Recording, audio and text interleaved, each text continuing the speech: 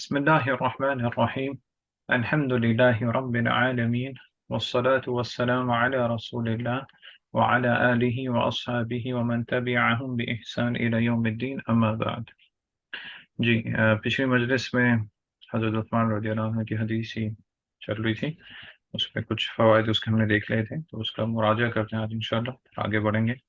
اور شیخ عثیمین رحمہ اللہ کہتے ہیں کہ اس باب میں، یعنی باب الوضو میں، وضو کے طریقے میں شیخ عثمان حضرت عثمان رضی اللہ عنہ کی حدیث جو ہے وہ سب سے یعنی بہترین حدیث ہے، اور باقی حدیثیں جو آئیں گی اسی کے مطلب اسی میں کچھ اضافہ کر رہی ہوں یا کچھ اس کا پارٹ ہے، لیکن یہ حدیث وضو کو ایکسپلین کرنے میں سب سے بہترین ہے۔ تو ہم نے یہ دیکھا تھا کہ اس چیز میں کیا حکمت ہے کہ عام طور پر غلام جو ہے وہ روایت کرتے ہیں احادیث بہت، یہ ذکر کرنے میں کیا حکمت ہے؟ ایک تو جو پڑھ رہے ہیں ان کے لیے بھی یہ کلاسیفیکیشن دینا کہ غلام بھی ان دنوں وہ پڑھ مطلب علم حاصل کرتے تھے ہاں، اور بڑے علماء ہوتے تھے بلکہ۔ علماء ہوتے تھے اور کافی مطلب کوئی اس میں وہ نہیں ہوتا تھا، کیسے ہاں، بتاؤں سمجھ نہیں آ رہا۔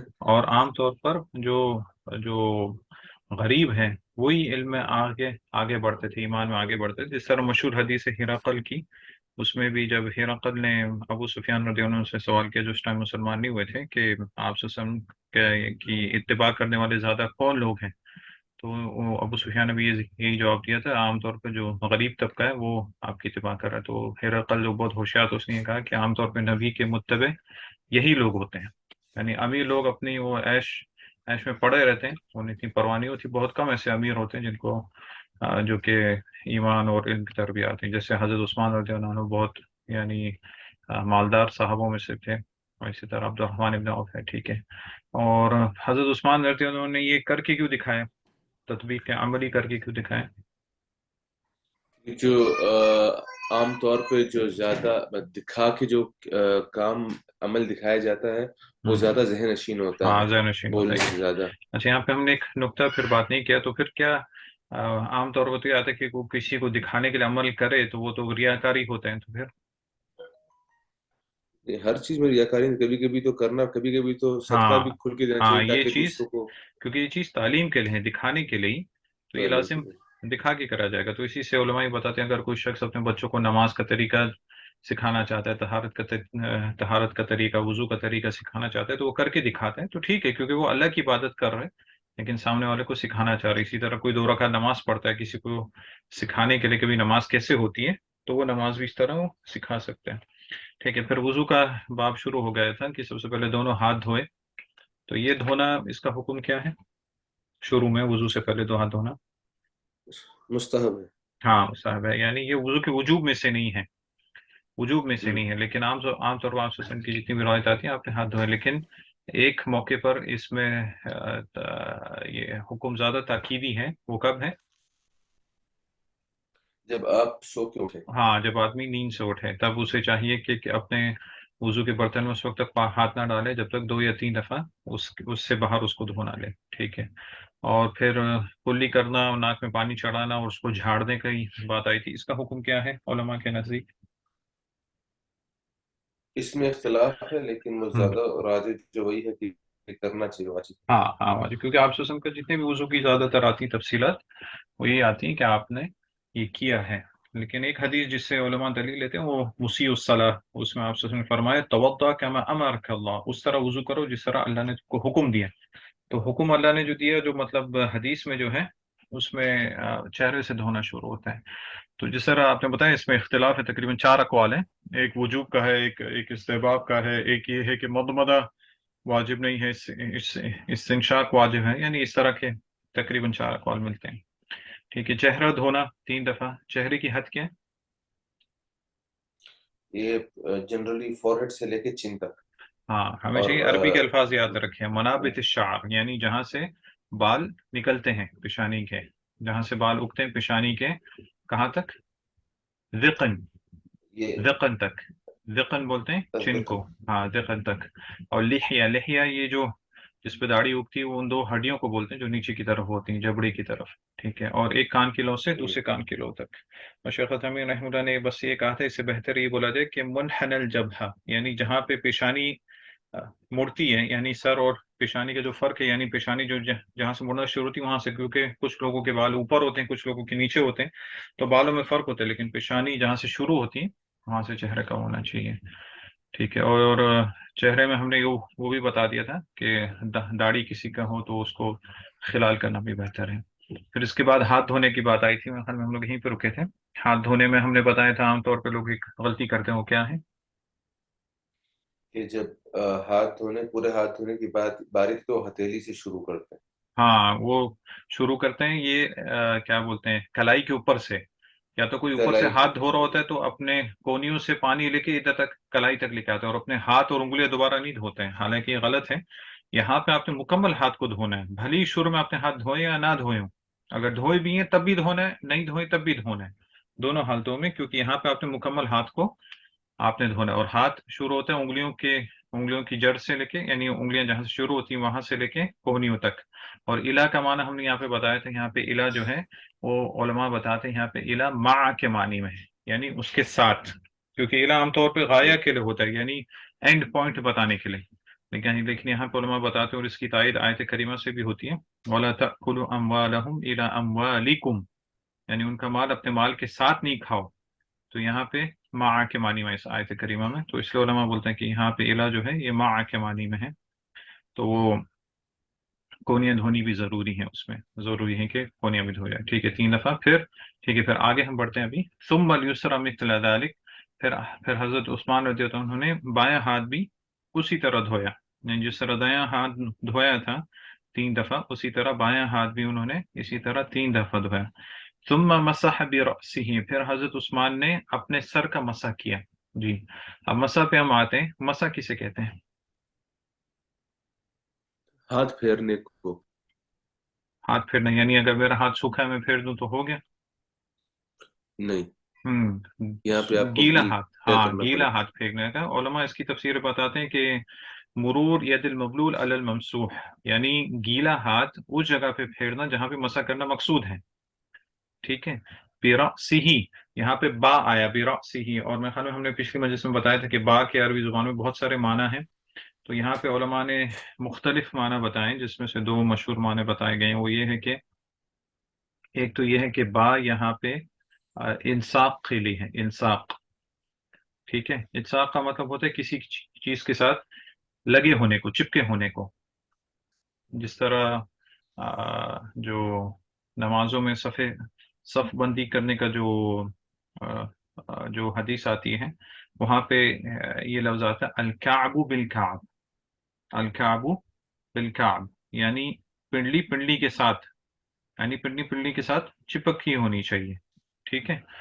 اور اس ہوں، کا مطلب یہ ہے کہ اس کے ساتھ لگا ہونا چاہیے، تو یہاں پہ با لانے کا مقصد کیا ہے، کیونکہ قرآن کریم میں بھی اللہ رب العزت نے جو آیت وضو جو ہے اس میں بھی جب سر کے مسح کی بات آتی ہے تو وہاں پہ با آتا ہے، وہاں پہ بھی اللہ رب العزت نے فرمایا یا ایھا الذین آمنوا اذا قمتم الى الصلاة فاغسلوا وجوهکم وایدیکم الى المرافق وامسحوا برؤوسکم، کیا ہے؟ وامسحوا برؤوسکم، پھر اور اس اپنے سروں کا مسح کرو، ٹھیک ہے۔ تو ایک معنی با کا تو یہ آتا ہے کہ با الصاق کے لیے، یعنی چپکا کے، یعنی اپنے ہاتھوں کو اس کے پر پھیرو، گیلے ہاتھوں کو، تو علماء بتاتے ہیں الصاق کا معنی یہ ہوتا ہے کہ ہاتھوں کو گیلا کر کے سر پہ پھیرنا، اور مسح کی کیفیت کیسی ہے وہ آگے والی حدیث میں آئے گی کہ مسح کس طرح کرنا ہے۔ اور ایک معنی جو کہ میرے خیال میں علماء حنفیہ اور علماء شافیہ نے کیا، وہ یہ ہے کہ بعد تبعیض کے لیے ہے، تبعیض، تبعید کا مطلب ہوتا ہے کہ بعض کے لیے، یعنی پورے سر کے لیے نہیں بلکہ تھوڑے سا سر کا فل بھی کر پارٹ لیا آف اٹ۔ تو، ہاں فل پارٹ کا ضرورت نہیں ہے، بعض کا بھی کر لیا تو پھر آپ کا کام ہو جائے گا، ٹھیک ہے۔ تو یہ تبعید کے لیے ایک مشہور معنی جو علماء نے کیا، لیکن شیخ عثیمین رحمۃ اللہ کہتے ہیں کہ عربی زبان میں با جو ہے وہ تبعید کے لیے آتا ہی نہیں، بولتے ہیں اس کی کوئی مثال بھی نہیں ہے، اور میرے ذہن میں بھی ایسی کوئی مثال نہیں ہے، تو شیخ عثیمین رحمۃ اللہ کہتے ہیں کہ با جو ہے یہ عربی زبان میں تبعید کے لیے نہیں آتا ہے، ٹھیک ہے۔ تو اسی وجہ سے یہاں پہ بھی اختلاف آ گیا کچھ علماء یہ کہتے ہیں کہ آپ نے اپنے پورے سر کا مسح کرنا ہے، یہ ضروری ہے، پورے سر کا مسح کرنا ضروری ہے۔ اور مسح کی کیفیت کیسے ہے، جس طرح آگے والی حدیث میں آئیں گے ہم انشاءاللہ وہاں پہ بھی دیکھیں گے کہ راوی فرماتے ہیں آپ صلی اللہ علیہ وسلم نے اپنے ہاتھ جب گیلے کر کے اپنی پیشانی پہ رکھے جہاں سے بال شروع ہوتے ہیں، اور دونوں ہاتھ رکھیں اور آپ ان کو اپنی گدی تک لے کے گئے، گدی کو قفا بولتے ہیں، قفا یعنی گدی تک لے کے گئے پیچھے تک، اور پھر وہاں سے واپس وہاں پہ لے کے آئے ہاتھ جہاں سے شروع کیا تھا، تو یہ مسح ہو گیا، ٹھیک ہے، یہ مسح ہو گیا۔ اکثر علماء کی یہ قول ہے کہ اس طرح مسح کیا جائے۔ اس کے اندر یہ ضروری، کیونکہ ہاتھ تو آپ کے پہلے گیلے تھے، اس سے پہلے والے عمل میں آپ کے ہاتھ پورے گیلے تھے، لیکن آپ نے جی پھر پانی لینا ہے مسح کے لیے کہ ہاں، ضرورت نہیں ہے؟ پانی مسح کے لیے نیا پانی لینا ہے، مسح کے اچھا لیے نیا پانی لینا ہے، جس طرح کچھ روایت میں آتا ہے، کیونکہ ہاتھ دھونے کے بعد جو پانی بچا ہوا ہے ان سے نہیں، مسح کے لیے آپ نے الگ پانی لینا ہے۔ دیکھیں گے انشاءاللہ، اگر اس میں حدیث آتی نہیں تو کہیں اور ہے جس کا ذکر ہے کہ اس کے لیے بھی آپ نے نیا پانی لینا ہے۔ اور کان کا مسح آپ اسی سے کر سکتے ہو جو سر کا پانی لیا، لیکن اگر نیا پانی لینا چاہیں تو کان کے مسح نئے پانی سے بھی کر سکتے ہیں۔ تو یہ تو پہلی بات ہوگی کہ سر کا مسح اس طرح ہوا کہ پورے سر کا مسح ہو گیا، آگے سے پیچھے ہاتھ لگے گئے، پیچھے سے آگے لگائے، یہ ہو گیا طریقہ۔ اور علماء حنفیہ کے نزدیک کیا ہے کہ ربع راس، ربع راس کا مسح ہو گیا تو بس کافی ہو گیا۔ ربع راس سے کیا مراد ہے؟ چوتھائی حصہ، چوتھا حصہ۔ ہاں چوتھا حصہ، یعنی آپ نے اگر اپنے سر کا چوتھا حصہ آپ نے کیا یعنی سر کیا آپ نے تقدیری طور پر اس کو چار حصوں میں سمجھا تو آپ نے ایک حصے کا کر لیا تو آپ کا مسح ٹھیک ہو گیا، ٹھیک ہے۔ اور چوتھا حصہ اب کیسے ابھی شافعی کی کریں تو گے بھائی اپنے؟ بہت ہی کم ہے۔ جی ہاں، شافیوں میں اور یہ ہے کہ وہ اسی سے لیتے ہیں کہ بات طبیعت کے لیے یہاں پہ، اور شافیوں کے نزدیک یہ ہے کہ آپ نے تھوڑے سے بالوں پہ بھی اگر گیلا لگا لیا ہاتھ تو آپ کا مسح ہو گیا، کیونکہ بیرؤوسکم ہے ہوں۔ یہاں پہ با کی وجہ سے۔ اور ان کی دلیل ایک اور حدیث سے لیتے ہیں کہ آپ صلی اللہ علیہ وسلم نے ایک دفعہ عمامہ پہنا ہوا تھا۔ عمامہ کس کو کہتے ہیں جی؟ آواز کٹ گئی ہے آپ کی، عمامہ، عمامہ کسے کہتے ہیں؟ آواز کٹ گئی تھی آپ کی وہ ابھی بھی نہیں آ رہی؟ شافعیہ کے تھوڑے سے، نہیں ابھی اچھا تو آ رہی ہے، اچھا شافعیہ کے اچھا تھوڑے سے اچھا، بال پہ ہاتھ ہاں لگائے تو پھر اس کے ہاں، بعد نہیں شافیہ آئے کے گا۔ نزدیک اگر آپ نے تھوڑے سے بھی بالوں کا مسح کر لیا تو پھر آپ کا مسح صحیح ہے۔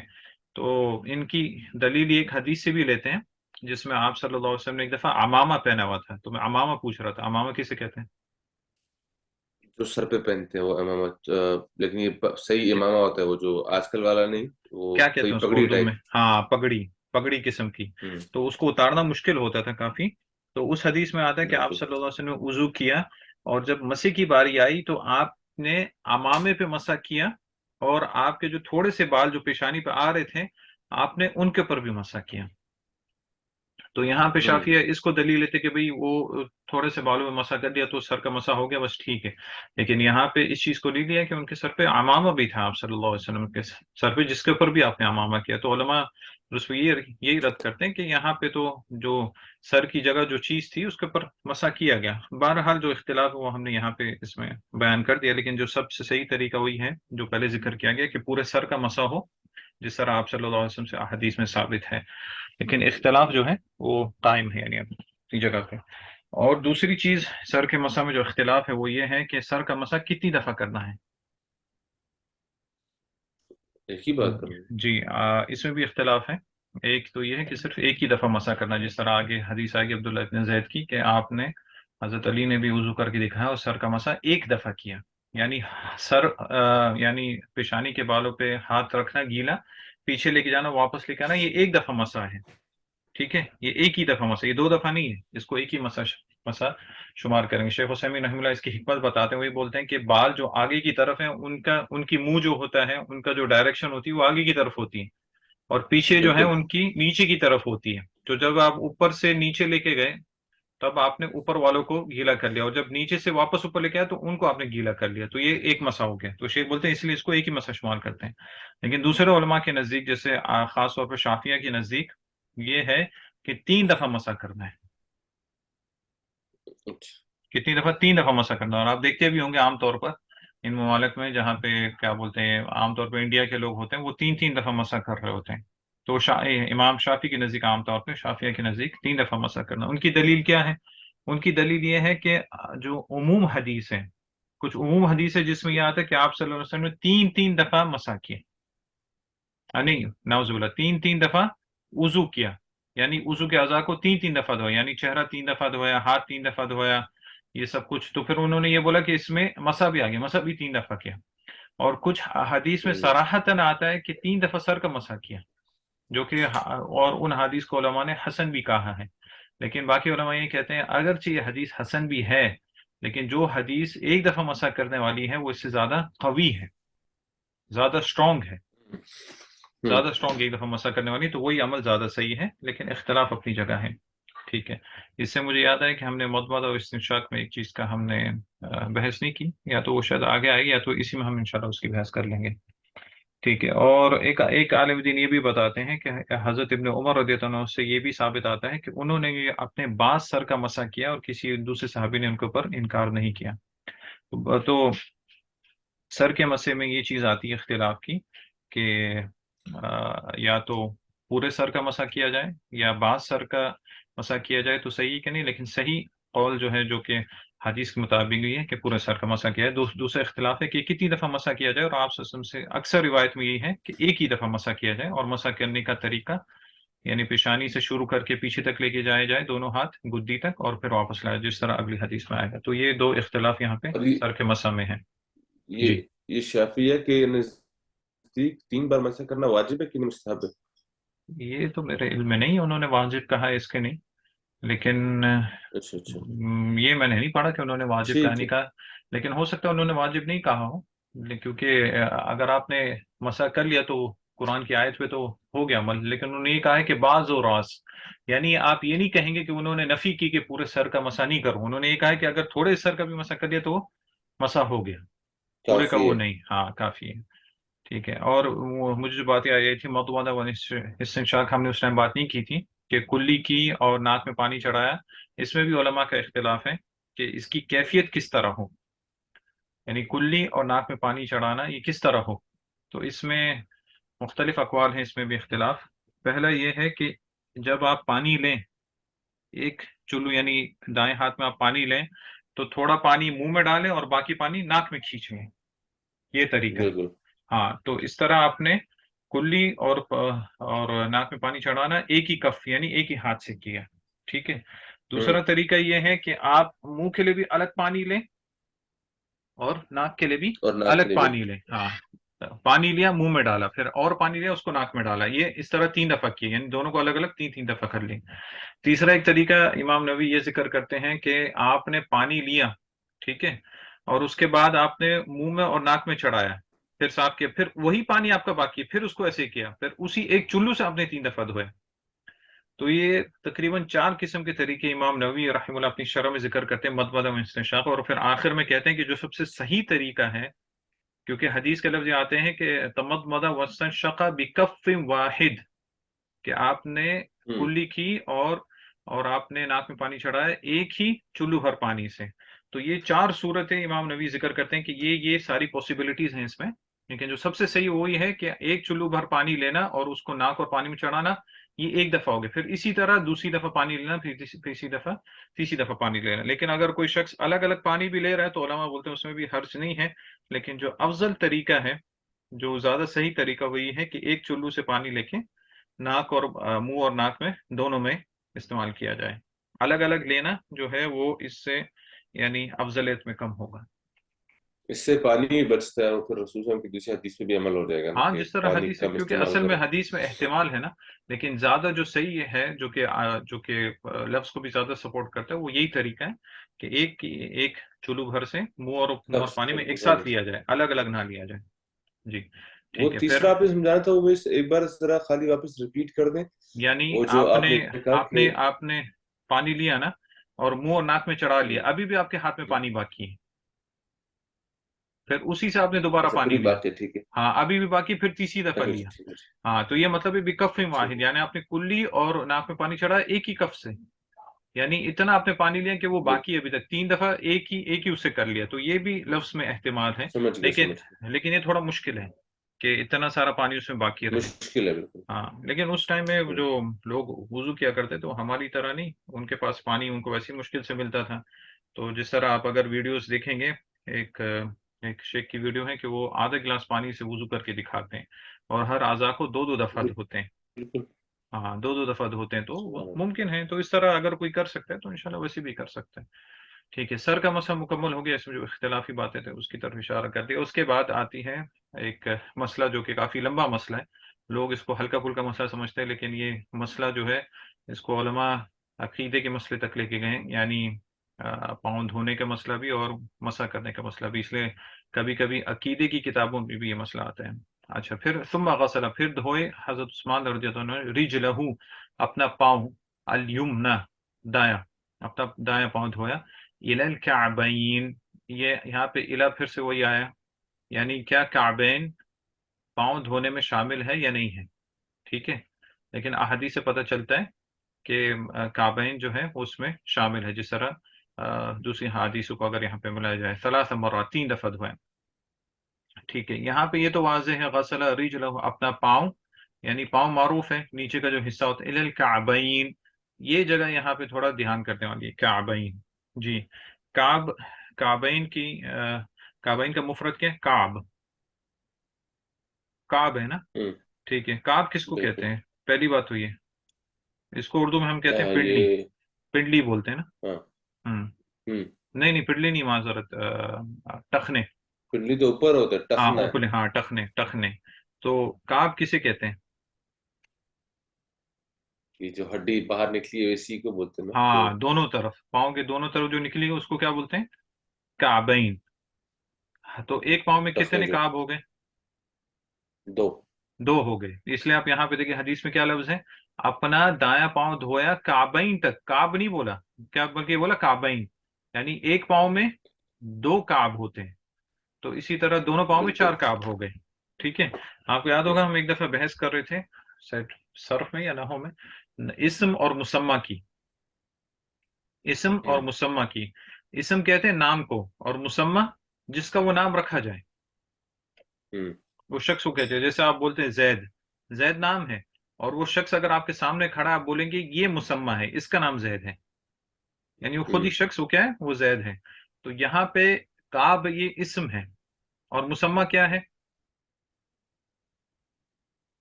آپ کی جو جو دو ہاں 2 ہڈیاں نکلتی ہیں ٹخ. پاؤں، ہاں ہاں پاؤں ہاں. کی طرف سے.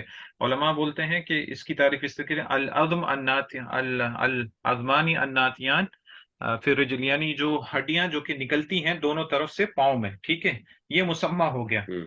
لیکن کچھ علماء کے نزدیک کعب جو ہے وہ اس ہڈی کو بولتے ہیں جو کہ پاؤں کے اوپر ہوتی ہے، یعنی العظم الذي على ظاہر القدم، جہاں پہ آپ جب جوتے وغیرہ پہنتے ہیں، جہاں پہ آپ لیس باندھتے ہیں اوپر کی طرف، اس کو وہ کعب بولتے ہیں.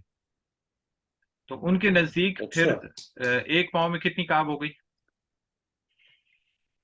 ایک ہی ہوگا بالکل. ایک ہی ہو گئی. تو 2 پاؤں میں 2 کعب ہو گئی. ہوں. ٹھیک ہے، لیکن جو صحیح تعریف ہے جس طرح اس حدیث سے بھی تائید ہو رہی ہے، اس میں کیا ہو رہا ہے، کعبین، یعنی ایک پاؤں میں 2 ہوں. کعب ہے. دو ہے. تو اس سے پتہ چلتا ہے کہ صحیح تعریف کعب کی جو ہے وہ یہ ہے کہ دونوں سائڈوں پہ جو ہڈی ہے. لیکن دوسرے، تسنیہ ہے اس لیے. ہاں دوسرے جو ہیں وہ ان کی مخالفت کرتے ہیں، بولتے ہیں ہو سکتا ہے کہ بھئی ٹھیک ہے یہ ہے، لیکن جو ہم جس ہڈی کو بول رہے ہیں اس کو بھی کعب بولتے ہیں. لیکن تم یہ کیسے اس بات کا دعویٰ کر سکتے ہو کہ تم نے جو کعب بولا ہے وہی مقصود ہے، وہ دوسرا کعب مقصود نہیں ہے. ہوں. لیکن یہ تسنیہ کا لفظ اس کا رد کر رہے ہیں کہ یہاں پہ وہی کعب مقصود ہے. ہوں. اور ٹھیک ہے، بالکل. تو پہلی چیز تو یہاں پہ اختلاف کا یہ ہے کہ علماء کے بیچ میں اختلاف یہ ہے کہ کعب کسے کہتے ہیں. کیونکہ اگر آپ اوپر ہوں. والی ہڈی رہیں گے تو مطلب آپ کو ٹخنا دھونا ضروری نہیں ہے. نہیں. لیکن اگر ٹخنا لیں گے تو ٹخنا کو بھی ساتھ میں دھونا ضروری ہے. یہاں پہ لازم ضرور، ہے. یہاں پہ دھونا ضروری ہے. ٹھیک ہے، دوسرا اختلاف یہاں پہ یہ آتا ہے، اس میں بہت اختلاف ہے ان چیزوں میں. یہاں پہ جیسے آیت کریمہ میں آتا ہے وَامْسَحُوا بِرُؤُوسِكُمْ وَأَرْجُلَكُمْ إِلَى الْكَعْبَيْنِ.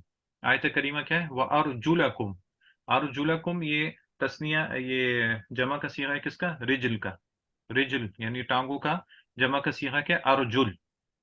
وَأَرْجُلَكُمْ، ارجلکم کا اعراب ادھر کیا ہے؟ جی ارجلکم کا اعراب. ہاں آیت کریمہ وَأَرْجُلَكُمْ إِلَى الْكَعْبَيْنِ. یہ تو مفعول ہے نا. ہاں نہیں، اعراب کیا ہے؟ منصوب آ رہا ہے نا،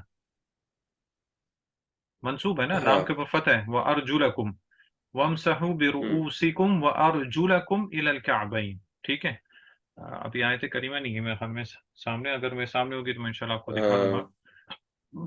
ایک سیکنڈ، نہیں تو میں نکال لیتا ہوں فوراً انشاءاللہ. چلے نہیں تو اس کو نہیں تو اگلی مجلس کے لیے آیت کریمہ بھی لے لیں گے. ابھی فی الحال میں اس کو انشاءاللہ اس کے اوپر بات کرنے کیونکہ وہ نکالنے میں وقت لگے گا.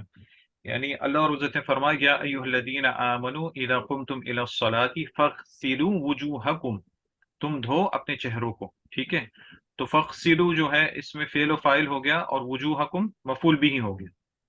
ٹھیک ہے. ہوں وجوہکم دھو اپنے چہروں کو. فاغسلوا وجوہکم وایدیکم الی المرافق. ایدیکم پھر سے عطف ہے کس پہ؟ وجوہ پہ. وجوہ پہ، کیونکہ وہ بھی منصوب ہے اور یہ بھی اس پہ عطف ہے تو یہ منصوب ہو گیا. ٹھیک ہے. وَامْسَحُوا ہوں بِرُؤُوسِكُمْ، یہاں پہ آ گیا وَامْسَحُوا بِرُؤُوسِكُمْ، با کی وجہ سے رؤوس جو ہے یہ مجرور ہو گیا. ہوں رؤوسِكُمْ. ٹھیک ہے. وَأَرْجُلَكُمْ، ابھی ارجلکم کس پہ عطف ہے؟ چہرے پہ اور اس پہ ہاں، ہاتھوں پہ. یعنی جو اس سے پیچھے آئے وہی اسی پہ ہو گیا. یا تو آپ کیا بولتے ہیں ایدیکم لے لیں یا اس سے پیچھے والے پہ لے لیں تو یہ بھی آئیڈیا. منصوب ہو گیا. یعنی دھو، اور دھو اپنے پاؤں ہوں کو کہاں تک؟ الی الکعبین، کہاں تک؟ کعب تک. بالکل. کعب میں جو اختلاط ہم نے بتا دیے، یا تو پنڈلیاں اس میں شمار ہیں یا تو یہ کیا نام ہے دوسرے لوگوں کے نزدیک یعنی اوپر والی، لیکن اکثر علماء کے نزدیک پنڈلیاں ہی ہیں. روافض جو ہیں جو ہوں شیعہ ہیں وہ اوپر والی ہڈی اس سے مانتے ہیں، وہ یہ ٹخنے نہیں مانتے ہیں. ٹھیک ہے. اور دوسری قرات اس میں جو آتی ہے وہ دوسری قرات یہ ہے وَامْسَحُوا رجولیکم ہے. بِرُؤُوسِكُمْ وَأَرْجُلِكُمْ. میں یہی بولنے والا تھا کہ ہاں میں نے رجولیکم سنا بھی ہے ہاں تو وہی پہ ہاں، بولنا تھا. وَأَرْجُلِكُمْ إِلَى الْكَعْبَيْن، لیکن ہماری قرات جو ہے مشہور حفظ کی عام طور پہ قرات ہے وہ ارجلکم ہے. اچھا ابھی ہوں ارجلکم تو آپ نے بتا دیا کہ وجوہ اور ایدی پہ عطف ہے. ارجلکم ابھی کس پہ عطف ہوگا؟ مسا والی پہ، سر ہاں، پہ. رؤوس پہ. ہوں رؤوس پہ. تو ارجلکم سے آپ نے پھر کیا کرنا ہے؟ پاؤں کو مسا کرنا ہے پھر. مسا کرنا ہے. اگر ارجلکم کی روایت آ گئی تو ظاہری طور پر اس کا حکم کیا ہوا کہ پاؤں آپ نے دھونے نہیں، پاؤں کو کیا کرنا ہے؟ مسا کرنا ہے. مسا کرنا. ہاں، تو یہاں پہ ابھی پھر مسئلہ بن گیا بھائی.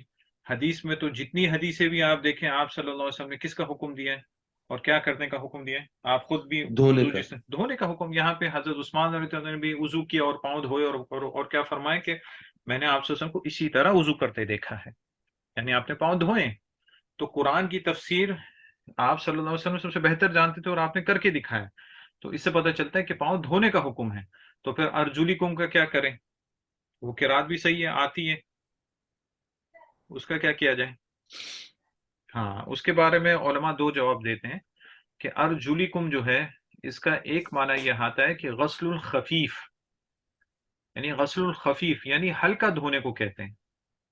یعنی ہوں مسا اس طرح بھی ہوتا ہے، کبھی آدمی جب ہلکا سا دھوتا ہے تو ایسا لگتا ہے جیسے اس نے مسا کیا ہے. تو یہ تو ہوں ایک جواب تو علماء یہ دیتے کہ یہاں پہ مقصود یہ ہے ارجلکم. کیوں؟ کیونکہ دونوں قراتیں صحیح ہیں. علماء جیسے بولتے ہیں نا ارجلکم بھی صحیح ہوں ارجلکم بھی صحیح ہے، تو لیکن دونوں میں تضاد نہیں ہو سکتا. اور آپ صلی اللہ علیہ وسلم کا بالکل. عمل اور قرآن جو ہے وہ آپس میں مختلف نہیں ہو سکتے، کیونکہ قرآن حدیث دونوں اللہ کی طرف سے ہیں. ان میں بالکل. آپس میں تضاد نہیں ہو سکتا. اگر تضاد ہوگا تو ہماری سوچ میں کچھ ہو سکتا ہے، اس کا جواب ہم کو نہیں ملے گا، لیکن علماء اس کا جواب نکال ہوں کے دیتے ہیں. تو ایک معنی تو یہ کیا ہے کہ اس سے مراد غسل خفیف ہے، یعنی ہلکا دھونا جو کہ ہوں مسا جیسا ہو گیا. دوسرا یہ ہے معنی کہ اس سے مراد وہ ہے جب کہ انسان نے جورابیں پہنی ہوں. جب کسی ہوں شخص نے جرابیں پہنی ہو تب یہ مراد ہے کہ اس کے اوپر وہ مسا کر سکتا ہے. اور اس کی دلیل بہت ساری حدیث میں آتی ہیں کہ دھونا لازم ہے، دھونا واجب ہے. جس طرح ایک ہوں بخاری کی روایت ہے عبداللہ ابن عمر رضی اللہ عنہ سے غالباً، وہ کہتے ہیں کہ ایک موقع پر ہم کہیں پہ تھے تو پانی نہیں مل رہا تھا اور عصر کی نماز کا وقت تقریباً نکل جا رہا تھا، اور ہم نے جلدی کی تو ہم نے وضو کرنے کے لیے ہم نے شروع کیا. تو ہم نے اپنے پاؤں پہ مسا کرنا شروع کر دیا، یعنی پاؤں کو ایسے دھونا شروع کر دیا جلدی میں کہ جیسے مسا کر رہے ہیں. اور آپ صلی اللہ علیہ وسلم ہمارے پیچھے تھے. جب آپ وہاں تک پہنچے تو آپ نے وہیں سے زور سے آواز لگائی کہ ویل للعقاب من النار، ویل ہوں للعقاب من النار، یعنی ہلاکت ہے پنڈلیوں کے لیے. عقاب یعنی یہ جو پیچھے کا حصہ ہوتا ہے نا، پنڈلیاں، یہ جو کیا بولتے ہیں پاؤں کا نیچے کا جو حصہ ہوتا ہے اسے عقاب بولتے ہیں. عقاب یعنی عقب، عقب کی جمع عقاب، نیچے کا جو حصہ ہوتا ہے اسے کیا بولتے ہیں اردو میں؟ یار مجھے ایڑیا نہیں، ایڑیا تو ہاں ایڈی، ایڈی ایڈی بولتے ہیں جس کو، ایڑی تھا. جس کو انگلش میں اینکل بولتے ہیں نا. اینکل بولتے ہیں، اینکل ہاں تو لیکن اینکل تو اس کو بولتے ہیں یہ ہاں آئی تھنک اینکل ہی ہے میرے اینکل ہی بولتے ہیں خیال نا. سے. ہاں اینکل ہی بولتے ہیں، جو ہاں ایک دم آخر کا پیچھے کا حصہ ہوتا ہے. عقب بولتے ہیں پیچھے کے، بالکل. پیچھے کے حصے کو. یعنی آدمی جو اولاد چھوڑ کے جاتا ہے اسے بھی عقب بولتے ہیں کیونکہ پیچھے چھوڑ کے گیا ہے. تو پیچھے کا حصہ یہ ہوں ہوتا ہے عقاب. آپ سے میں ویل للعقاب من النار، یعنی پاؤں صحیح سے نہیں دھوئے تو ان کے لیے جہنم کی ویل ہے. جہنم کی وادی ہاں ہو سکتی ہے یا پھر ان کی برباد ہو، یعنی دھونا ضروری. اس طرح بہت ساری حدیثیں ہیں کہ آپ سے فرمایا کہ اسبغ الوضو، وضو پورا کرو، پانی پورا پہنچاؤ. اس طرح ایک حدیث میں آتا ہے ایک شخص نے وضو کر کے آیا اور اس کا پاؤں پہ تھوڑا سا یعنی درہم کے برابر جگہ سوکھی ہوئی تھی، تو اس کو وضو کے لیے واپس بھیجا گیا. اس طرح بہت ساری حدیثیں. تو اس سے یہ پتہ چلتا ہے کہ پاؤں دھونا ضروری ہے. تو ارجلیکم کی جو قرات ہے اس کے علماء نے دو جواب دیے، یا تو غسل خفیف مراد ہے، یا تو جب وہ پہنے ہو، موزے پہنے ہو اور وضو کر کے پہنے ہو، وہ تو انشاءاللہ اس کا مستقل الگ بحث آئے گی، تب آدمی ان کے اوپر مسح کر سکتا ہے. تو یہ دوسرا اختلاف یہاں پہ آ گیا. پہلے کعب کا اختلاف تھا کہ کعب کسے کہتے ہیں، لیکن عام طور پر شیعوں کے نزدیک ہی ہے وہ کعب اوپر والی ہڈی کو مانتے ہیں، لیکن کچھ دوسرے علماء بھی ہیں جو اوپر والی ہڈی کو مانتے ہیں.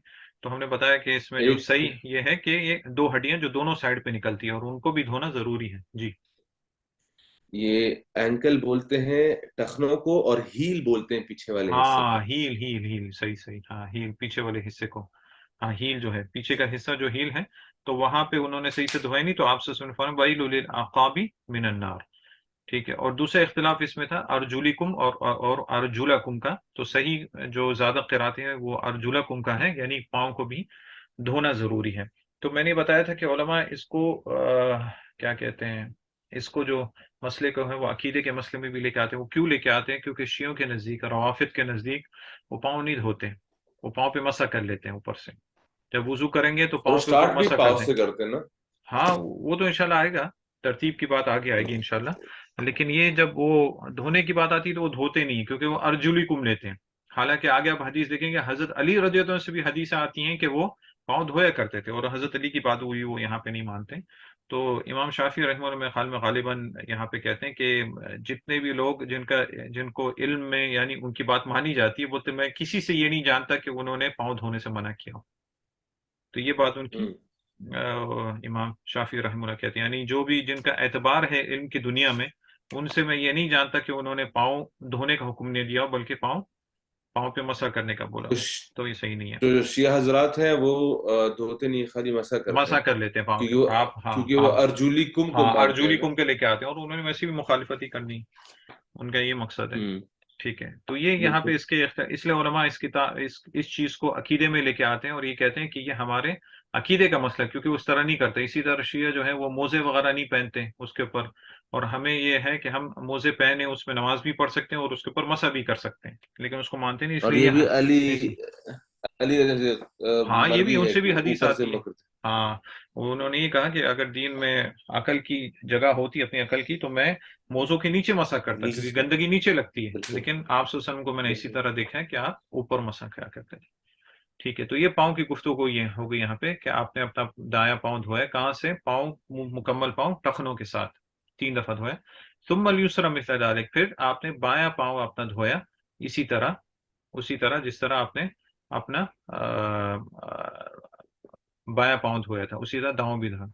جب یہ اوپر وضو مکمل ہو گیا پھر آپ نے فرمایا ثم قال، پھر آپ نے فرمایا عثمان رضی اللہ عنہ رأیت، میں نے دیکھا آپ صلی اللہ علیہ وسلم کو توضا، کہ آپ نے وضو کیا نحو وضوء هذا، جس طرح میں نے ابھی وضو کیا ہے، یعنی اسی طرح وضو کیا جس طرح میں نے وضو کیا. پھر حدیث یہاں پہ حافظ ابن حجر مکمل کیوں نہیں لکھا ہے؟ کیونکہ اس میں آگے جو ہے وہ فضائل کی بات تھی، اس میں احکام کا ویسے نہیں ہے، فضائل کی بات تھی. مکمل حدیث بعد میں یہ ہے کہ پھر حضرت عثمان نے فرمایا کہ آپ سے نے اس طرح وضو فرمایا. پھر آپ نے فرمایا کہ جو اس طرح وضو کرے اور اچھے سے وضو کرے اور 2 رکعت نماز پڑھے اس طرح کے مقبلا علیہما بوجہہ وقلبہ، اور اس کا دل اور اس کا چہرہ اس کی طرف متوجہ ہو تو اس کے تمام گناہ معاف کر دیے جاتے ہیں. یا تو یہ اس کے الفاظ ہیں کہ اس کے لیے جنت لازم ہو جاتی، یعنی اتنی بڑی فضیلت. اسی طرح ایک روایت میں آتا ہے حضرت عقبہ بن عامر رضی اللہ عنہ کے بارے میں کہ وہ کہتے ہیں کہ ہماری باریاں ہوتی تھیں اونٹوں کو لے جانے کے لیے. تو ایک دفعہ میں اونٹوں کو لے کے گیا اور شام کو واپس آیا تو میں آپ صلی اللہ علیہ وسلم کو میں نے پایا اور آپ یہی فرما رہے تھے کہ ما من مسلم توضأ فأحسن الوضوء ثم ثم يصلي ركعتين مقبلا عليهما بوجهه وقلبه الا وجبت له الجنہ، یعنی کوئی شخص اگر وضو کرے اور اچھے سے وضو کرے کوئی مسلمان، اور پھر 2 رکعت نماز پڑھے اور پورے دھیان کے ساتھ نماز پڑھے، اپنے دل کے ساتھ اور اپنے چہرے کے ساتھ وہیں بھی متوجہ ہو، تو اس کے لیے جنت واجب ہو جاتی ہے۔ تو عقبہ بن عامر کہتے ہیں ما اجود هذه، کتنی بہترین بات ہے یہ۔ تو فَإِذَا قَائِلٌ بَيْنَ يَدَيَّ يَقُولُ، تو میں نے دیکھا کہ کوئی شخص میرے سامنے ہے، وہ کہہ رہا ہے الَّتِي قَبْلَهَا أَجْوَدُ مِنْ هَذَا، جو اس سے پہلے بات تھی نا وہ اس سے زیادہ بہترین تھی۔ فرأيت فإذا عمر بن الخطاب، میں نے دیکھے تو حضرت عمر ہے۔ حضرت عمر نے پھر فرمایا رأيتك قد جئت آنفا، میں نے دیکھا کہ تم ابھی ابھی آئے ہو، یعنی اس سے پہلے جو ہوا وہ تم نے سنا نہیں۔ تو صحابہ آپس میں بہت حریص ہوتے تھے آپ صلی اللہ علیہ وسلم کی احادیث کو سیکھنا سکھانا، بالکل، دوسروں کو بتانا۔ تو انہوں نے فرمایا کہ اور آپ صلی عمل اللہ علیہ وسلم نے کرنا۔ فرمایا عمل کرنا، سب سے پہلے عمل کرتے تھے، ہماری طرح نہیں اتنی چیزیں یاد کر لیتے لیکن عمل ہمارا زیرو ہے۔ تو حضرت عمر رضی اللہ عنہ نے فرمایا کہ آپ صلی اللہ علیہ وسلم نے فرمایا کہ ما من مسلم یتوضأ فیسبغ او یبلغ فیبلغ او یسبغ الوضوء، کہ کوئی شخص اگر وضو کرتا ہے اور مکمل وضو کرتا ہے، یعنی جس طرح وضو کا پانی پہنچانا چاہیے سب اعضاء تک، وہاں تک مکمل وضو کرتا ہے، ثم یقول، پھر وہ کہتا ہے اشہد ان لا الہ الا اللہ وان محمدا عبدہ ورسولہ، اور وہ یہ دعا پڑھتا ہے الا فتحت له ابواب الجنت الثمان يدخل من ایہا شاء، تو اس کے لیے جنت کے کتنے دروازے کھول دیے جاتے ہیں؟ 8، ہاں 8، کتنے؟ 8 دروازے۔ اور جہنم کے کتنے دروازے ہیں؟ 7۔ ہاں 7 ہے۔ تو جنت کے 8 دروازے اس کے لیے کھل جاتے ہیں، جس سے چاہے داخل ہو جائیں۔ دیکھو سر، وضو کرنے پہ اتنی فضیلت ہے، اور اگر اسی وضو کے سبحان ساتھ وہ اچھے سے نماز پڑھ لیتا ہے پورے دھیان کے ساتھ، تو اس کے لیے جنت بھی واجب ہو جاتی۔ تو حضرت عمر نے فرمایا التی قبلہ اجود من ھذا، اس سے جو پہلے اس سے زیادہ ہے، کیونکہ 2 رکعت نماز پڑھنا پورے دھیان کے ساتھ یہ ہمارے بس کی تو بات نہیں ہے اللہ جسے توفیق دے، یہ لیکن وضو ویسے کر لے۔ یہ اس میں فرق کیا ہے؟ رسول صلی اللہ علیہ وسلم نے فرمایا کہ 7 دروازے کھل گئے جس میں جانا ہے جاؤ، 8 دروازے، ہاں اور دوسرے والے میں ہے، ہاں سوری 8 دروازے، پھر دوسرے والے میں کہا کہ واجب ہو گئی، تو پہلے والے میں تو واجب مطلب ہو گئی نا کہ بھائی جس میں جانا ہے جاؤ۔ یعنی دونوں میں فضیلت ہے نا، وضو کی بھی فضیلت ہے اور نماز پڑھنے کی بھی فضیلت ہے وضو کرنے کے بعد، لیکن پہلا والا زیادہ آسان ہو گیا جو حضرت عمر نے بتایا، جو آپ وسلم بیان کر چکے اچھا، تھے، وہ زیادہ 7 میں آسان ہے، یعنی صرف وضو کرنا ہے اور مکمل وضو کرنا اور دعا پڑھنی ہے، یعنی اس میں نماز نہیں ہے، اور اس کی نماز میں دعا دھیان کے ساتھ۔ دعا جو ہے اشہد ان لا الہ الا اللہ وحدہ لا شریک لہ واشہد ان محمد عبدہ ہاں ورسولہ، یہ ہاں نہیں وہ ہے؟ یہ ہے، لیکن جو میں نے روایت پڑھی اس میں یہ الفاظ ہیں، تو روایتیں مختلف ہوتی ہیں، ہو سکتا ہے اچھا یہ اچھا، مکمل دعا بھی ہو، ٹھیک ٹھیک ٹھیک۔ جس طرح کسی موقع پر اس طرح آتا ہے، کسی موقع پہ دوسری، ابھی جیسے نماز میں تشہد ہے التحیات للہ، اس کے تقریباً 4-5 صیغے آتے ہیں، جو ہاں مشہور اس ہم میں لوگ کافی پڑھتے ہیں ہیں۔ التحیات للہ اس طرح درود ابراہیمی ہے، اس کے بھی مختلف صیغے آتے ہیں، تو کوئی بھی آدمی اختیار کر سکتے ہیں۔ ٹھیک ہے انشاءاللہ، تو یہاں تک تو ٹھیک یہ ہے، حدیث مکمل ہوگی، یہاں پہ اس میں ابھی تھوڑی 1-2 بحث اور رہ گی، وہ یہ ہے کہ وضو سے پہلے بسم اللہ کرنے کا مسئلہ، اور دوسرا اس میں جو ہے وہ ترتیب کا مسئلہ، لیکن چونکہ ہمارا وقت ابھی مکمل ہو گیا ہے، انشاءاللہ کوئی سوال جواب بھی ابھی نہیں لے سکتے انشاءاللہ، تو اگلی مجلس میں یہ 2 مسئلوں کو دیکھ کے انشاءاللہ پھر آگے جائیں گے، بسم اللہ کا مسئلہ اور ترتیب انشاءاللہ۔ کے مسئلے کے بارے میں، پھر انشاءاللہ اس کے بعد جو باقی حدیثوں کا تعلق ہے اس کو دیکھیں گے انشاءاللہ۔ سبحان اللہ وبحمدہ، سبحانک اللہم وبحمدک، اشہد ان لا الہ الا انت، استغفرک واتوب الیک۔